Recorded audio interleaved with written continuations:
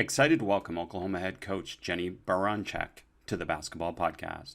The 11-year head coach spent 9 seasons at Drake before starting her Oklahoma tenure in 2021-22. In Jennie's first year at Oklahoma, she led one of the greatest turnarounds in the country, guiding the Sooners to a 25-9 record and into the second round of the NCAA Tournament. The 13-win improvement from the season before Jennie's arrival was the second largest turnaround in program history. She was named a Naismith National Coach of the Year semifinalist for her efforts. Through 2 seasons, Jennie's teams have earned the 2 NCAA tournament appearances, the most recent of which ended in the second round. Prior to Oklahoma, Jennie won back-to-back MVC Coach of the Year awards after her team's historic 2016-17, 2017-18 campaigns, leading Drake to an 18-0 regular season conference record both years and winning both MVC tournaments. She left Drake with a 192-96 record that includes 6 consecutive 20-win seasons and 3 appearances in the NCAA tournament. Jennie, welcome to the Basketball Podcast. You know what? Thank you. And yeah, that was easy to say. It's a lot easier than my last name, isn't it? Your last name's great too, and we'll get it all right. And it's wonderful to have you here. Followed you for a long time, know about your success at many places. And let's start with a real simple, long answer question. And that's what's gone into your success at so many different places? Honestly, you get lucky with the people that you're with and around. I think anywhere, obviously the players, right? Everybody goes to the players, and you have to have good players. You can't have good success. But there's so much more to it, and you know that. And it's coaches that coach with you. It's people that you get to work for and with. It's administrators and how supportive they are in the program, and then honestly, it's really building up that fan base too. And you got to have those people that believe in you, that are kind of in it, but they're not really in it with you every single day, but they're in it with you in those really high pressure moments. And so it's a combination of a lot of different people. It's always about the people, and it's fun to come from different angles. So in talking to people around your program and some of your opposing coaches that I know, 2 things stood out. One is that you engage the fan base. So I want to dive a little bit deeper into that, because that's pretty cool that people recognize that from the outside looking in. And then the second thing is your offense. And in watching so many of your clips and watching some of the things that you've shared, it just seems like a fun offense to play in as well. So maybe let's start with the fan base, because I know coaches all everywhere. That's a big, important thing. So what are some strategies that we can do to engage our fan base? Well, I think some of the things that we want to make sure is that our fans feel a significant part of what we're doing. It's not just, hey, come watch us play. We need you to be there. We need butts and seats. It's not just about that. It's about really having an active participation in what you're doing. And you want to be the best for them you can possibly be. And I think that's where, as long as we as a program, as whether it's players, again, coaches, doesn't matter, we need to serve our community. And so when we fully engage in that community and want to be the best for the community we can possibly be, then people tend to really get involved, and they're in it, because you can't convince me that they are not part of the outcome of some of those games. When you can have an incredible crowd that's in it and engaged and believes, it's amazing what can happen. And I think just some of the strategies that we try to do, we try to engage a lot in the young fan, because you want these young boys and girls to look at these women and watch them play and say, you know what, I want to be a Sooner someday. That's what I want to do. That's my dream. And in order to do that, they have to know the players. They have to know the people that they're cheering on, and they have to see them, and they have to see people that looks like them. And and it's not just about the little girls. I have a son too, and he looks at these women, and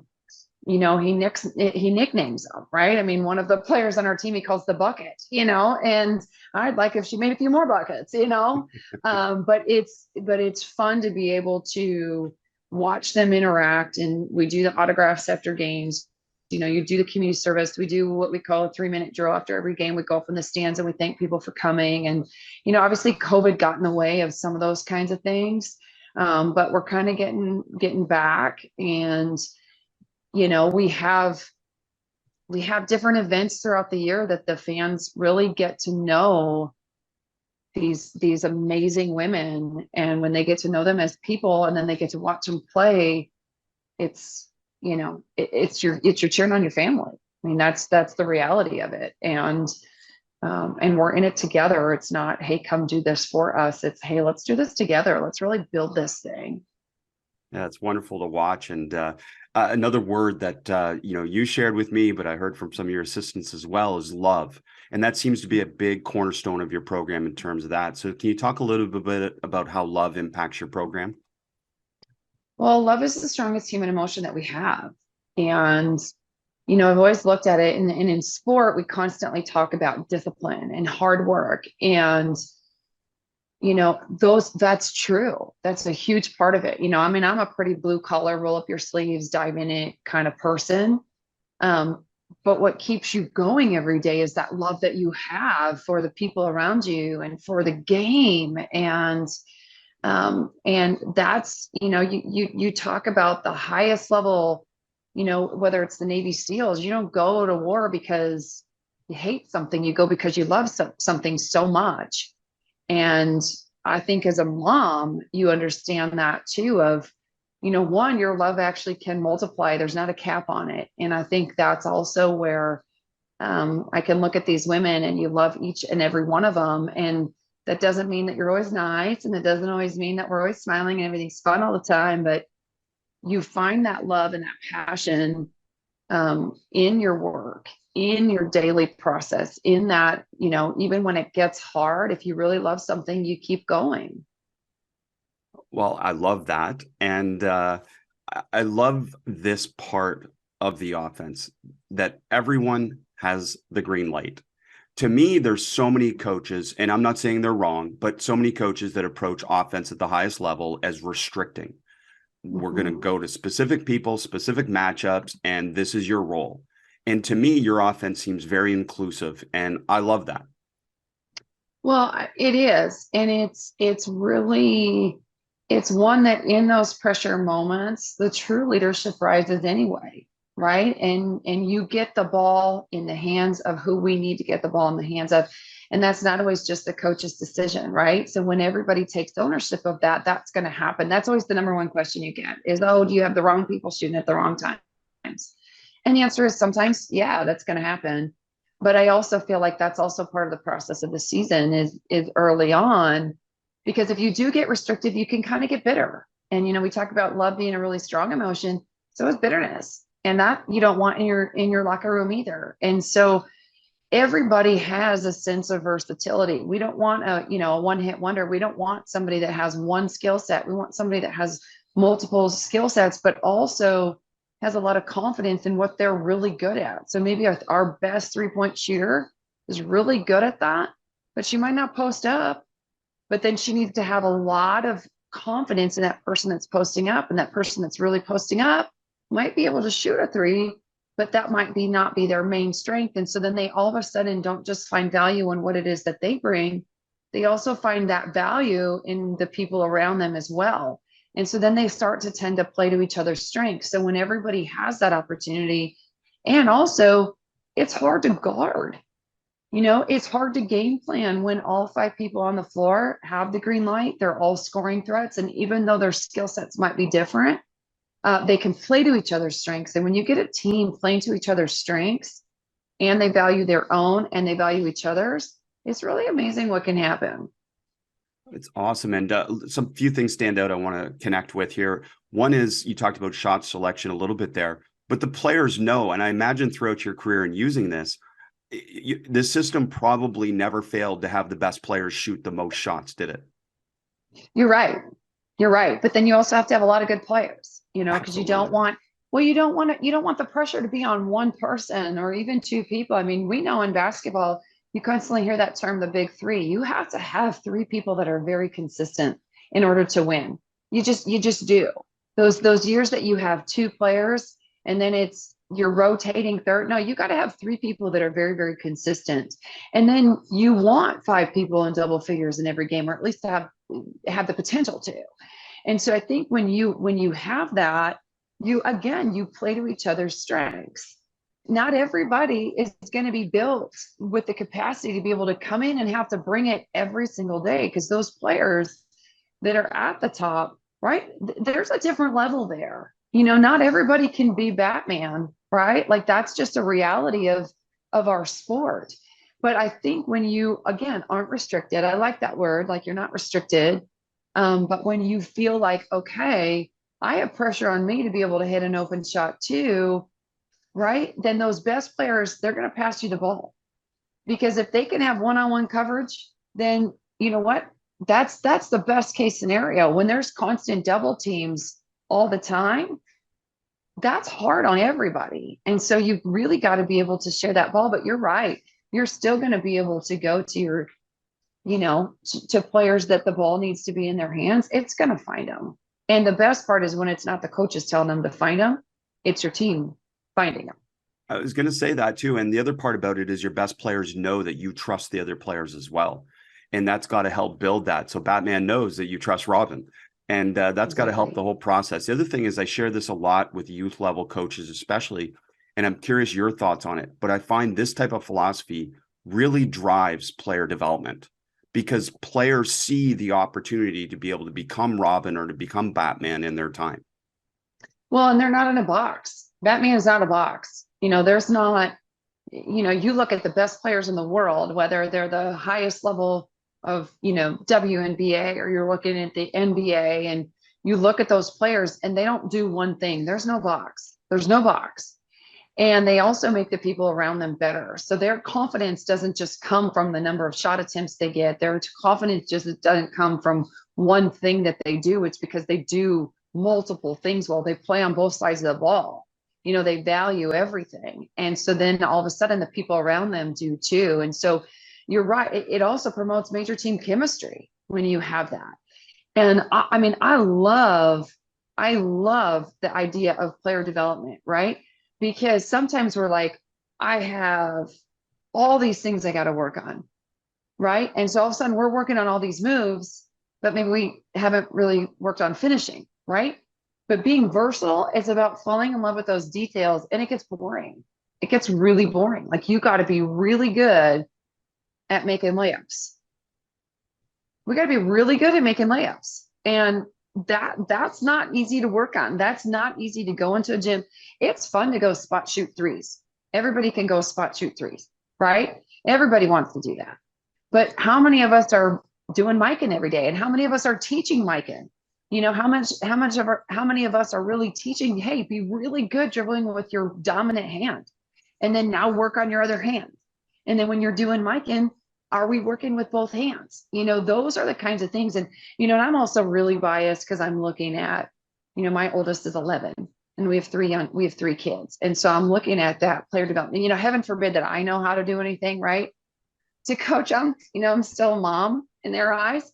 But those little details, we kind of forget sometimes, and we start pressing or we start zoning and we start, doing all these things. But teaching basic fundamentals of defense is that just as key as making a layup or being able to get good shooting form at a young age, especially.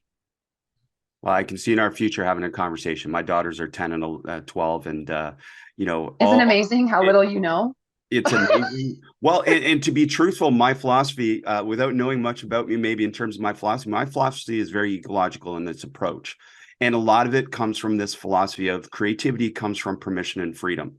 If I give them some permission and freedom to, again, not tell them exactly what to do, but to put them in an environment where they can problem solve and figure it out on their own, they're more likely to become creative, and they're more likely to become motivated because they see the point in what you have already said, the point in getting better at your weekend strong hand or your micing or whatever it may be, because you see that you get to apply it someday rather than just being a rebounder, a screener, or just stand here or do this. No, freedom. No, exactly. And I love that. I love the creativity piece, because I think we stifle that sometimes in, when we get into our data analytics, for example, and it's okay, this percentage shot, and there's a place for that. Like, do not get me wrong. I'm not knocking that, because we utilize that too. But I think there's times where, and especially in, like you're talking, that youth development where it's, oh, you're tall, you're a post, right? you're small, you're a point guard. And I think there's so much in their development that then we miss out on as they get older. And that's the best part of the game, is the creativity and the innate intuitive play. I mean, we try to do that every day in practice. We try to have 5 minutes where they're just intuitive play, and it's not structured. It's not a set. And we don't run a ton of sets anyway. We're more about spacing and making your reads. But I think that is where sometimes we say, and we label people, oh, they don't have a high basketball IQ. Do they? Is that true? Are we allowing them to understand the spacing and to be able to make the reads? Because I think everybody has it. If you love the game and you watch the game and you're part of the game, and and you just play, you kind of have it. You kind of know sometimes when you need to cut, and you kind of know sometimes. But I think sometimes, and trust me, this is a Me Too statement. This is not a judgment statement. You want them a certain way, and you want them to think this way and be able to see this. And of course, you're supposed to help here. But I always love watching that as well, and being able to see just their intuitive play. And even when they're at a young age, they can learn those things. They can learn those concepts. And we can really instill it. And I feel like, again, and I know I'm going off kind of on a tangent here, but I also feel like that's where you fall in love with the game, is when you can feel like you are a part of the game, and it's not that you're right or that you're wrong. I love that. And I love your connection there to basketball IQ. Reason a lot of players don't have a basketball IQ is because practice and games are a dance recital where they're just doing exactly what you've told them to do. And if they don't do exactly what you told them to do, then you coach them hard. And that's not going to help them develop a basketball IQ. So I love this. Coach, at the foundation here, we'll get into some of the details of your offense, but maybe let's start with, where did this unique offensive approach that's been so successful for you, where did this come from? Well, over the years, we've kind of put some things together that we've liked. And selfishly, and I was kind of, as a player a long time ago, I was kind of that tweener, right? There was never a position. And so I liked the versatility that brings. And I love being able to make reads. I got to do that when I was, coming up. And so that's how you want to coach the game, is to allow them some of that freedom. I love, watching a point guard just take over a game in terms of not just scoring, not just, some games you have a lot of points, some games you don't. It depends on what the team needs when the team needs it. And to be able to watch them navigate through that, I love. Everybody should post up, in my opinion, because everyone should know how to post up. Everyone should know how to post up. Everyone should know how to pass it to a post. Everyone should be able to shoot the ball, and we need to continue to be able to teach that. There's different techniques. I understand that. But everything's also unique to yourself. So I wanted to be able to continue to create an environment that is for everybody that wants to do multiple things, but still wants to play team. And so you can showcase your different skill sets. And every time there's a substitution, it looks different and feels different. And I love that. I love variety. I love creativity. That's one of my core values, is being creative and thinking outside the box, and giving them the keys and giving them the freedom to be able to make those reads and make those decisions, and try not to call it good or bad or right or wrong, but really kind of navigating through it. There's still a discipline in it. In fact, there's more accountability, because the more freedom that you give them, the more autonomy you give them, the more that green light that you give them, guess who has to own it? Because I can't do it for you. I can't make that decision that you're going to get in the gym and you're going to work. I can't get in the gym. I can't make a shot for you. I can't tell you, oh, it's okay if you're not making shots. Like, you get to work through that. You get to fall on your face. You get up. Sometimes you crawl sideways, but you're always going forward. And I think, and then you have a team that also can find that confidence and that strength in them. And then all of a sudden, when you're more confident, you believe in the people around you a heck of a lot more. And that comes out on the floor. And so that's what I like. I like the up-tempo style. It gives more people a chance to be able to score, to be honest. It's fun to play. It's fun for the fans. It's fun to watch. I like we call it motion. It's not just your typical motion, but I like that because then it teaches more concepts and spacing. And then they're making those reads and then they communicate and they problem solve. I love that. I love that. I love that we can take basketball, especially when they're 18 to 22 or 23, however old they are now. I love when you can take that concept and you can problem solve and you can make decisions, because that stuff you go on in life and you can as well. Fun to watch and successful. So we'll give coaches a little bit of an idea. Second nationally in scoring. I think it was tied second nationally in assists and then third in pace of play. All of those statistics, are those conscious on your part in terms of we want to be in the top 10 in these categories? Well, I don't know if it's necessarily that's the goal that we want.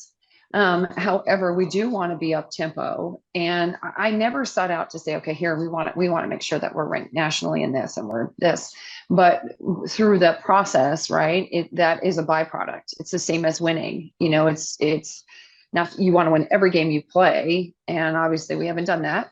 But that's part of it. But I don't want to just be chasing that. I want them to really understand how to do that, and it's part of the process and it's part of playing together, and it's and you're right, it is successful. But when you have 5 people on the floor at all times, and it doesn't matter, because we play a lot of people too, to be able to play at that pace, so it's really good for chemistry, and I think chemistry wins games.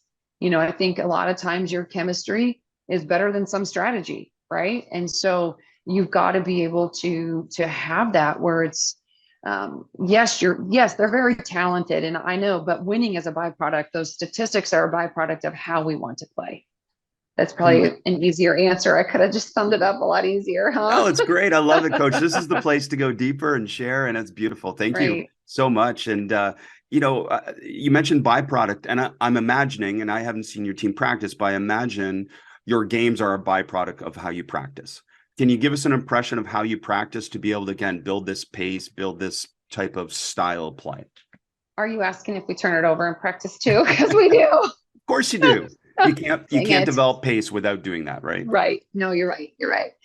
No, we want it to be up tempo, high energy. I want it to be a place that's fun. And again, but fun is also learning to have fun is also rolling up your sleeves, diving on the floor, being competitive and playing with passion. And it's not just, oh, it's fun and we have a snow cone every day. Like that's not it. Now there's probably a time and place for snow cones. We haven't found that yet here, but some places there might be.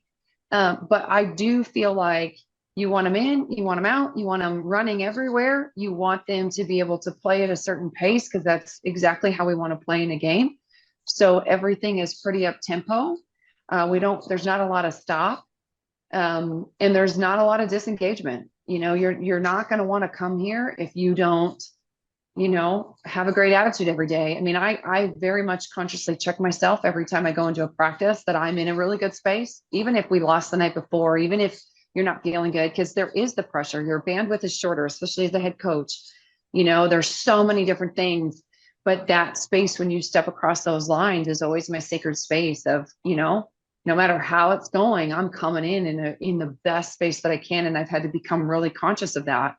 You got to take care of everything else outside so that you can do that, because that's the only thing that matters when you step across the lines there. And so I'm not going to treat a game differently than I'm going to treat practice in that same way.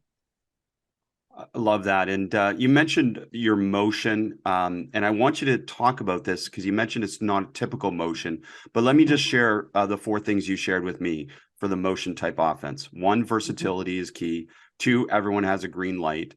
3, make reads. And then 4, we want 5 scoring threats on the floor at all times. So in your mind, Coach, what makes this not a typical motion? Well, part of it is that it is our spacing. You hear, and Porter Moser's our men's basketball coach. And so, and he's a Rick Majerus disciple. And so you think of like that kind of motion, where you've got your 4 out, you've got your 1 in. So it's not that anybody can be in, anybody can be out. This spacing, you've got your kind of secondary actions that you flow into. But it's not, It's more of an entry than it is anything else. And then it's literally about spacing. So there's times where you can have 2 people in, you could have 5 people out. And so it's more about, here's the play, here's the places on the floor in terms of like what our spacing is, and less about what you're supposed to do. Now the ball goes here, you're supposed to do this. It's less about that. It's a lot of 2-on-2 with the ball, or 2-on-2 with plus a passer without the ball. And so there's constant movement. And so it's actually, it's very simple. It's very simple. It's not easy. You got to cut to score. You got to be able to set a screen and understand your angle, right? Of where that person's going. You've got to be able to read each other. And then you've got to be able to play to each other's strengths, right? So if somebody that's strength is shooting, right, and they're setting you a flare screen, what are you going to do? Are you going to use that? Are you going to curl it? Are you going to slip it? And so it's making those kinds of reads, but every read is a scoring thread.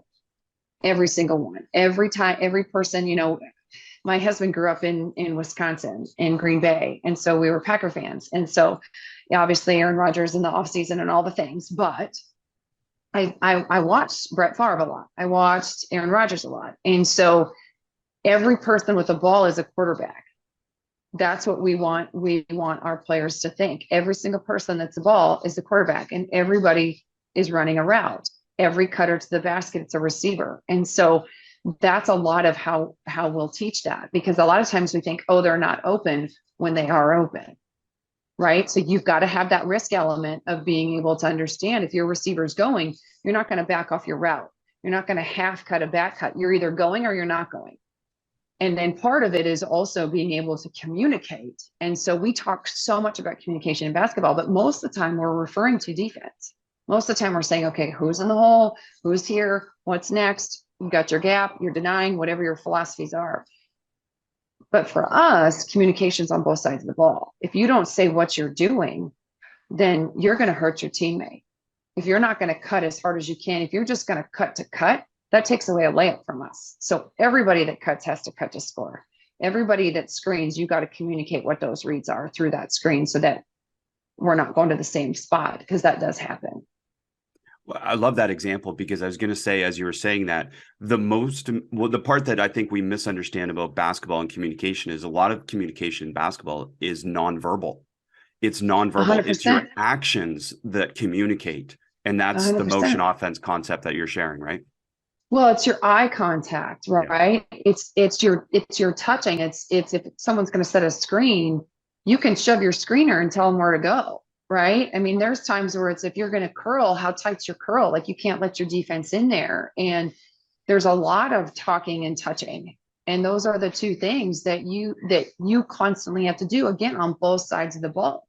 The more that you're connected with your team non-verbally, and whether that's through your eye contact or through touch, that's what separates really good teams from great teams, is that ability to just innately connect through your talking, but also through your touching and your eye contact. I love that. And I've shared this with a few college coaching clients that I work with, in the sense that to get them to understand, and I don't mean this as divergently as it sounds, but communication is overrated to a certain extent, because before you even execute a skill, you perceive, you decide, and then you execute. So in a sense, what's more important than actually saying it is doing it. And that type of process that goes with it. The decision actually shows you that you communicated in this beautiful nonverbal way. And I see that when I watch your offense. Players do seem to understand each other, especially later in the year when I was watching some of the games on the way to the NCAA tournament.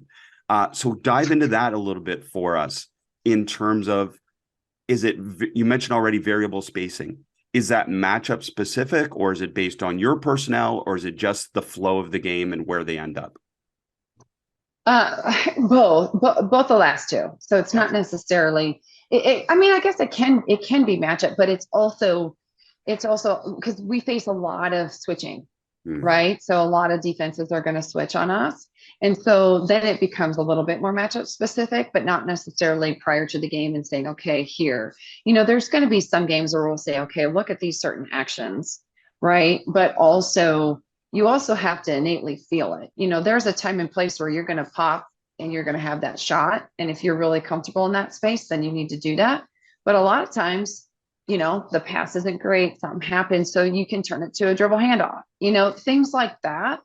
You want them to be able to make those reads.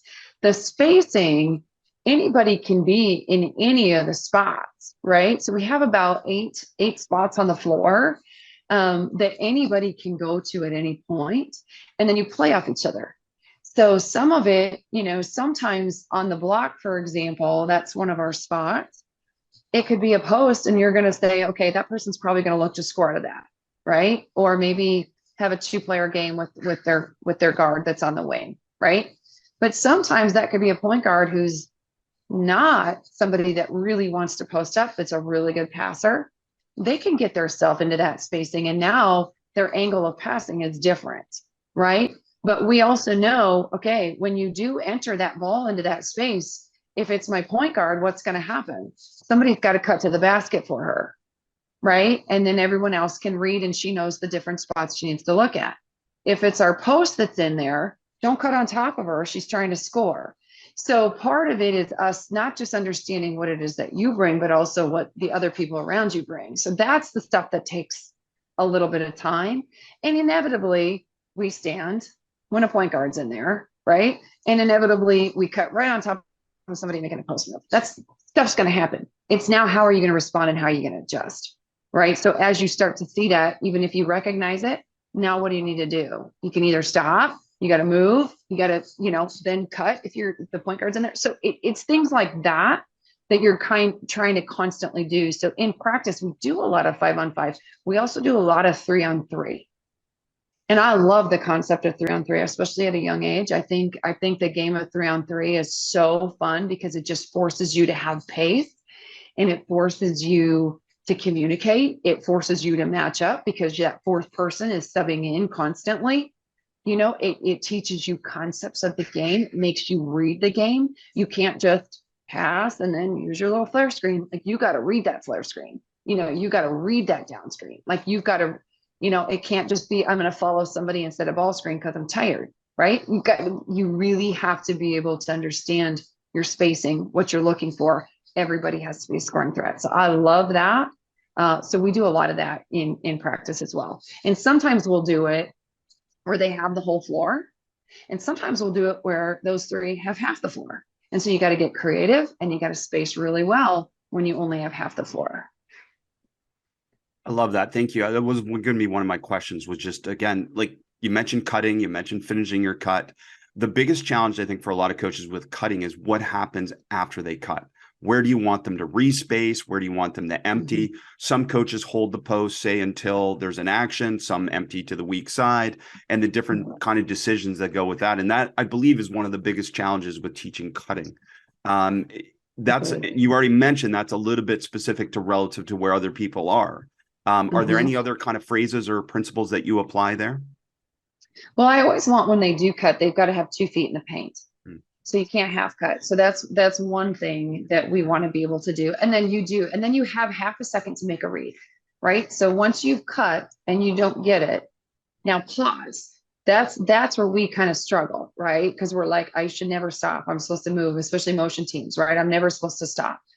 And that's where you've got to stop and evaluate whether you come back to post up. That's a read, right? You can pause, you can see where the ball is, you can see the action, because a lot of times, let's say you're on a wing and you back cut, that ball might go to the other side. So if you're cutting away and you're going to cut right into action, right? There's sometimes, right, where there was a cut on the other side, because we have action on both sides a lot of times. And so you can't cut into their action, right? Sometimes the ball goes back because there were 3 people on your side. So you do need to go and clear out. So a lot of it is cut as hard as you can, but also I think sometimes it's not just, oh, I cut and I don't know where to go. It's, you have to constantly see the basketball. You have to constantly see it. We preach that so much on the defensive end. We don't preach it enough on the offensive end, where if I'm cutting, like, I have to have ball awareness all the time. It's not about, oh, I don't know where to go. See the ball. if we can see the ball and we make that cut, you're naturally going to know where to go and where you need to be. Because it could be, oh my gosh, someone on the other side's posting up and there's nobody at the top and we need a high low, right? And so I've got to flash up there. So as long as you can constantly see the basketball and you play the basketball, and every cut has to count to score. And so if I'm back cutting, right, if I slip a screen, a simple down screen, and I slip it and I'm cutting to the basket, then the person I was screening for, they need to fill. But if neither of us have our eyes on the ball, we could be in some action and we could get a 5-second count on the other side because we're not seeing the ball. So we also have to play to each other's strengths. Again, we're post players. Like if I'm a post player, and it doesn't mean that I'm 6'3", it could be I'm a 2 guard that's posting up. So anybody that's posting, right, you have to think a step ahead, but so does the ball. And so there have to be people in those spots to be able to get that post the ball. So if we don't see the ball and we don't understand that concept, and you're just kind of on your island doing things, it doesn't flow very well. So that gives them a lot of autonomy. It gives them the keys a lot of times. But when you can really figure out those concepts, that is really hard to guard. I love that. And it's really fun to play. Really fun to play. I have no doubt about that. And I love that concept of the pause that you just explained in great detail with that, because it's something that's changed a lot in basketball. It used to be, oh, you got to be constantly moving, but holding a spot is a decision that adds value, especially when you run these conceptual or these motion types of offenses. And honestly, it's one of the harder things to teach, isn't it? Oh my gosh. It is really hard. I mean, the whole idea of cutting to score, the whole idea of keeping your eyes on the ball, and then especially people that aren't comfortable in the paint, and being able to hold that spot. My spot might just be stay on that block for a minute, and be able to see some other things evolve and then be able to make that read as to when I can go out or where I need to be going from the next thought. But we get a lot of times where it's like, again, you have to make a decision. If you make a decision, you're not wrong. You're not going to be wrong. Maybe you could have made a better decision, but you're not going to be wrong.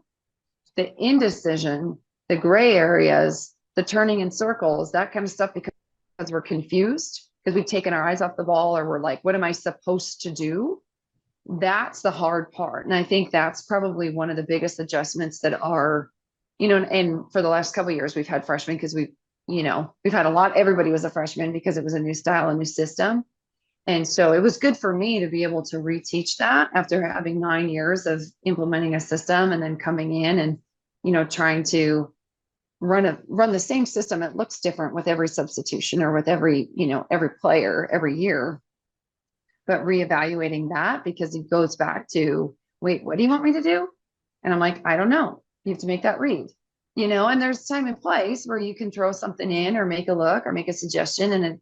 But it turns into your coaching turns into question asking and conversation, unless you're supposed to do this and this inch is here and this is here, which I love. And it works for us. It doesn't mean that it's right, but it's right for us. Love that. It's right for you. And another thing that is a bit polarizing sometimes to talk about nowadays, I just had this conversation with an NBA assistant. We talked about ball reversals and the positives of ball reversals and then the potential downfalls of ball reversals. And one of those being obviously potentially, especially at younger levels, you turn it over, the more you reverse it, and you don't get direct to the action. That creates the advantage for you. And then also it contradicts the goal of pace. And I'm curious from your perspective, where ball reversals fit into your motion offense. Well, I think if you can score early, you want to score early. That's the highest percentage shot you can get. If you have an open shot, you need to take it. And that's another challenging thing to be able to teach. You would think that would be like, oh, everyone would love that. But that's not easy to be able to do, because again, there's a lot of accountability in that. From a ball reversal standpoint, it can't just be one side to the other outside the 3-point line, right? There's different ways to ball reversal.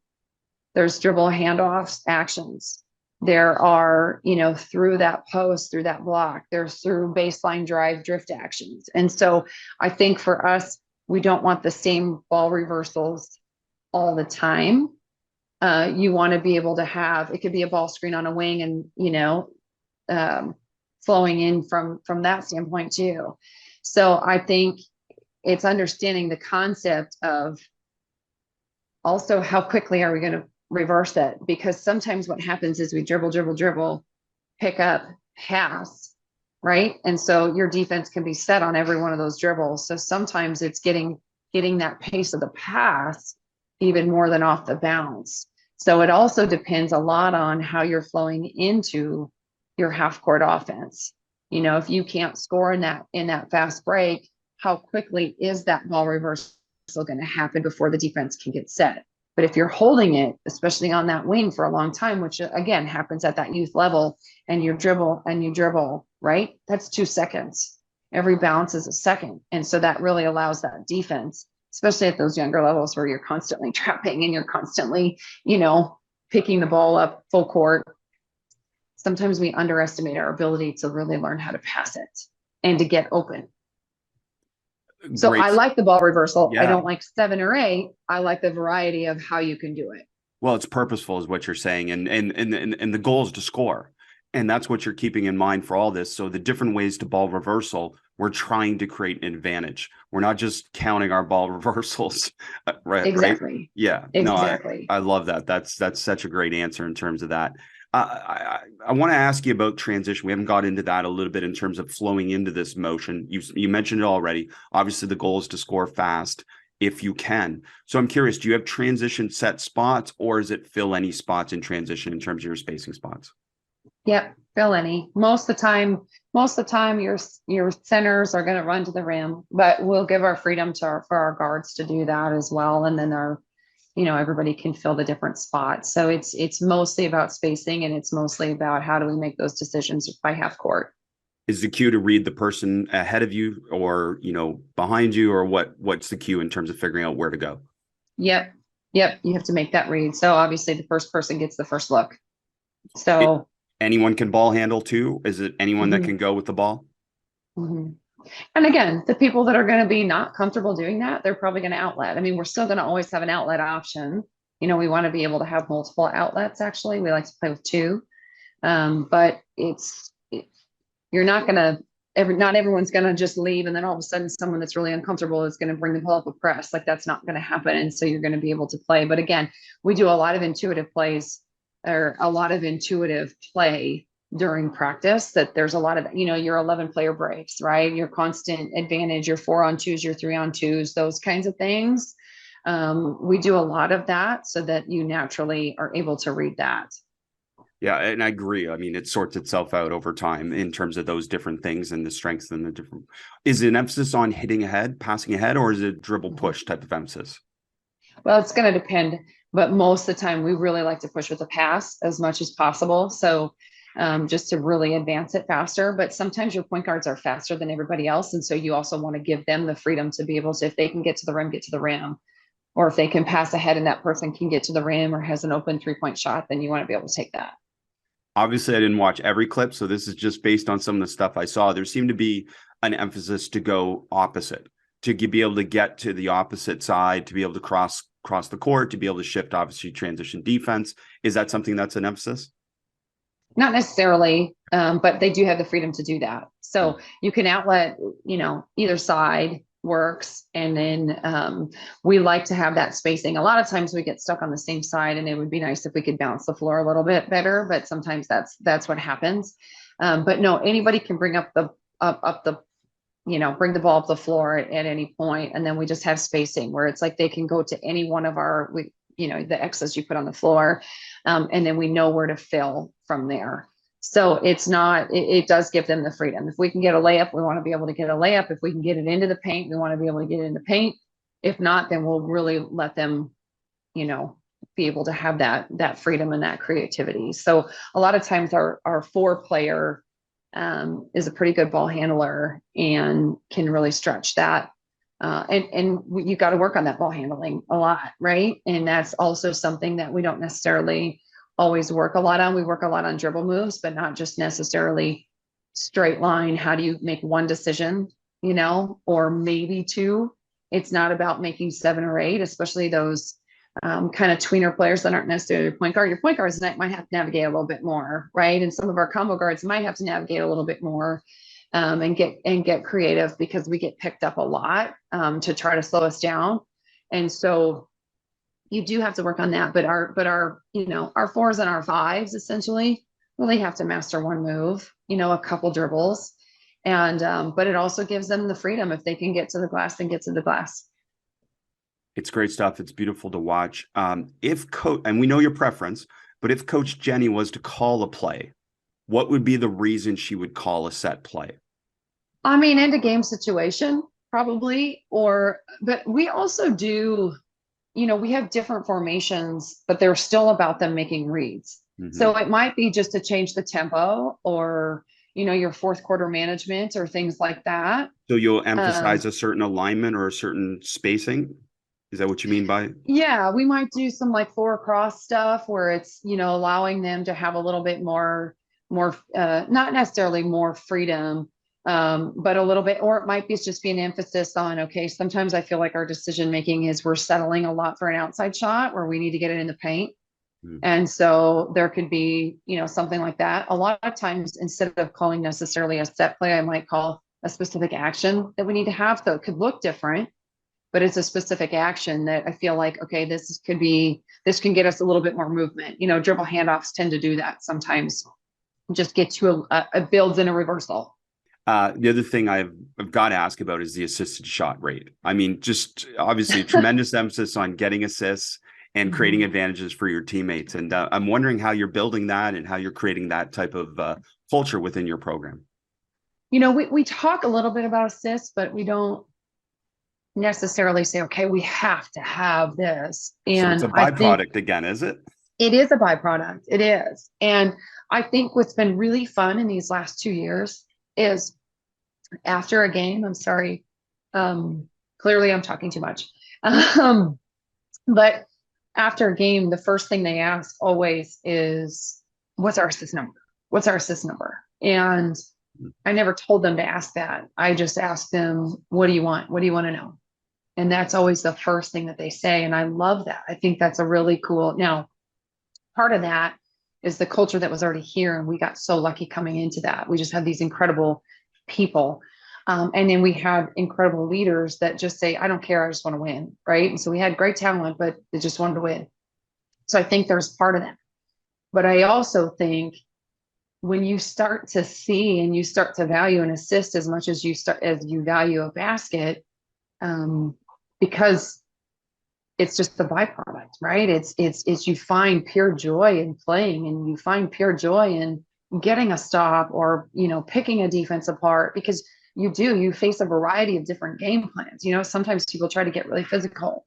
Sometimes people sag off. Sometimes people try to press. Sometimes people switch. And so you've seen everything. Some people do triangle and two, and you still run the same stuff. Some people zone. And so it tests your own IQ a little bit, and it tests your own versatility a little bit, but yet you realize that you're part of this team, and you start to build this trust and this camaraderie, really, that comes out on the floor, because you start to innately read each other, because it's your nonverbal communication that really starts to step up as the season goes on. Yes, there has to be verbal communication, but also that nonverbal where you really start to read each other. And I think that's, when you can play to each other's strengths, and it's not like we sit there and talk about that, but that's exactly what's happening. And so they really value that number. So I don't know if it's anything that we brought in or they just innately like, because you love basketball. I love basketball. You watch the best of the best. I mean, LeBron's playing to other people's strengths. Giannis plays to other people's strengths. I mean, you watch those guys, and then you watch Sue Bird. Look at what she's done. Look at what Diana Taurasi's done. I mean, these players have been, absolutely amazing. I just was at USA Basketball this last weekend and listening to Sylvia Fowles talk about how great her teammates were. I mean, that's the kind of experience that you want. And so when you have the best of the best that are talking about elevating the people around them, then they had fun and they were pretty darn good. And so I think if they can do that, I think we can do that. Coach, this has been tremendous. I mean, so much value you've added for coaches and so many things. And I want to circle back. I mean, the love part is absolutely awesome. I'm there with you, but I know a lot of coaches struggle with balancing love with holding people accountable to what they need to do to help them be successful and help the team be successful. Can you talk to us a little bit about how you approach that? Well, I think there's, because we still have to be disciplined and we still have to, and sometimes as coaches, we get a little bit afraid of that. And it's hard to make hard decisions. It's hard to have hard conversations. It's hard to make sure that they're touching a line. It's hard sometimes. I mean, even I have a hard time when, they're doing a conditioning drill and they're on their last length and somebody didn't touch a line and you've got to blow your whistle. You have to do that. I think that the easiest way to do that is one, we got to explain the why. Young people really want to know why you're doing what you're doing. And then we have to ask them, do you want me to hold you accountable? Do you want me to let that go? Because most of the time, they're going to say no, and they're going to understand. And we also have to be okay if they're mad. Now, we also, sometimes we cross a line, right, that we don't need to cross. And so it's a fine line of being able to have that. I think, we talk a lot about emotional intelligence too, right? We talked about basketball intelligence. You also have to know some people are going to be able to handle things and some people aren't. And as coaches, I'm sorry, that's just our job to know that. And it's our job to be able to be vulnerable and say sorry. And it's our job to be able to explain. It's our job to be able to build that one-on-one relationship with each person. But still, there have to be standards. There have to be standards, and we have to hold them to that. I think more often than not, if they can really come up with those standards and you ask them, what do you want me to hold you accountable to? They're going to be harder than maybe you even would. And also you can say, okay, well, we forgot this one. Are you comfortable? This is important to me. Are you comfortable if I hold you to this standard too? They're going to say yes. And so I think when we can create that environment, and then we also put each other in positions where we say, and I do this a lot to our seniors or, the more experienced players. Okay, if I have to continue to hold us accountable, we're not going to win as many games. If you do, we're going to win a lot more. And so I think the more that we give the keys and we give the tools to teammates holding each other accountable, then all of a sudden your culture looks a heck of a lot better. And the byproduct is winning. It's a great answer, Coach. I knew you had been successful, and now I feel with this podcast, we've learned a bit more about why you've been successful. So thank you so much for sharing the game with us. This has just been tremendous. Well, this has been really fun. I appreciate you because I have a lot of respect for you too and all the things that you're doing. And so very humbled to be on here, but also just really appreciative. So thank you.